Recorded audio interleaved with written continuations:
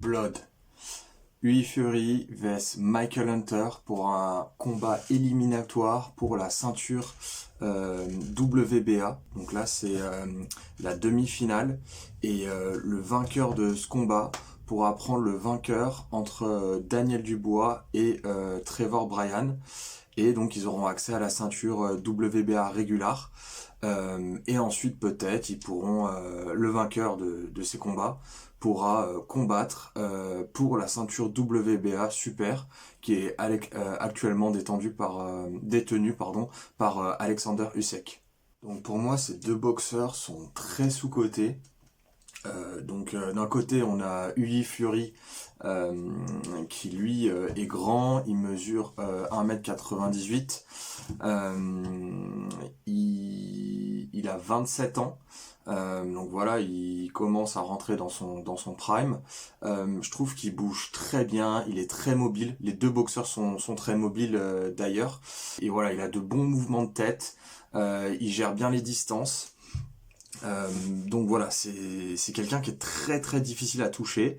Et Povetkin, donc il a fait un combat avec Povetkin, je crois que c'était en 2019. Povetkin, même s'il a gagné par décision unanime, il a quand même eu beaucoup de mal. Alors que Povetkin, c'est un boxeur qui a l'habitude de boxer des boxeurs plus grands que lui et qui sait rentrer à l'intérieur et qui couvre rapidement la distance. Mais même avec ces qualités-là, Povetkin a eu pas mal de mal contre Ui Fury.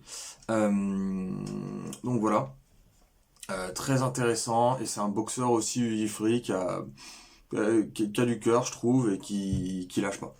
Plus d'une vingtaine de combats et il a seulement 3 défaites qui sont quand même contre des noms, donc Povetkin, Parker et Pulev. Donc voilà, la seule défaite que je trouve un peu limite, c'est Pulev, qui est pas un boxeur exceptionnel. Mais voilà, Parker et Povetkin, c'est quand même des bons boxeurs. Donc il n'y a aucune honte à perdre contre eux. Et de l'autre côté, on a l'américain, donc Michael Hunter, qui a 34 ans. Lui qui a fait 20 combats. Sur ces 20 combats, il en a perdu uniquement un, qui est contre Alexander Usyk, donc voilà, qui est l'actuel heavyweight, donc champion WBA, WBO et IBF. Donc voilà, j'ai énormément aimé ce combat-là, parce que les deux boxeurs étaient très mobiles, il y a eu énormément de rythme, un gros tempo, donc très très impressionnant. Surtout que Michael Hunter a bien su s'adapter parce que Alexander Usyk, il est southpaw, donc garde inversé. Il arrivait bien à aller sur son côté droit pour le déranger et pour pouvoir mettre des crochets sans se faire toucher. Euh, donc voilà, qui était très intéressant, ouais, de bons changements de rythme.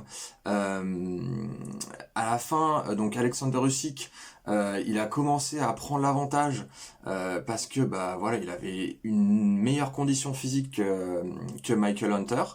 Donc voilà, mais globalement non, un très bon combattant. Et il a tenu le combat contre Usyk, et Usyk qui a gagné par décision unanime. Ce que j'aime bien sur ce combat, c'est que c'est un combat qui a énormément d'enjeux pour les deux boxeurs.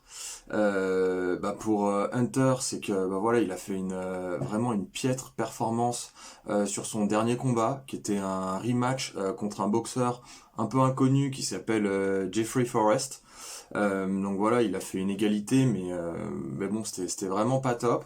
Donc voilà, on se demande si est-ce qu'il est sur la pente descendante, ou est-ce qu'il va réussir à aller décrocher un titre mondial.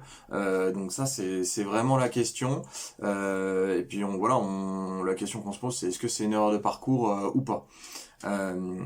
Et de l'autre côté, pour Fury, s'il gagne contre Michael Hunter, ce sera vraiment sa meilleure victoire en fait, parce que tous les gros boxeurs qu'il a affrontés, donc notamment Povetkin et Parker, il a perdu, même si c'était assez serré. Donc voilà, pour lui c'est un gros enjeu aussi. Donc voilà, je prédis un combat assez serré.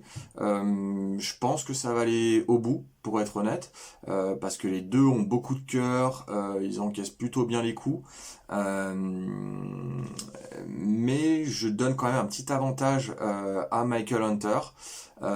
Pourquoi? Parce que je pense qu'il a l'habitude de gérer des combattants plus grands et voilà, qui sait bien gérer les longs jabs et passer par en dessous et couvrir la distance. Voilà, donc petit avantage, mais voilà, je pense que ça va être très serré et rien n'est fait. Donc voilà, petit avantage, mais bon, on va dire que c'est du 49%, 51% pour Michael Hunter. Donc voilà, le combat c'est le 2 juillet. Et aussi il y a le combat de Daniel Dubois contre Trevor Bryan qui aura lieu un peu avant. Et voilà, les deux vainqueurs de ces deux combats s'affronteront par la suite.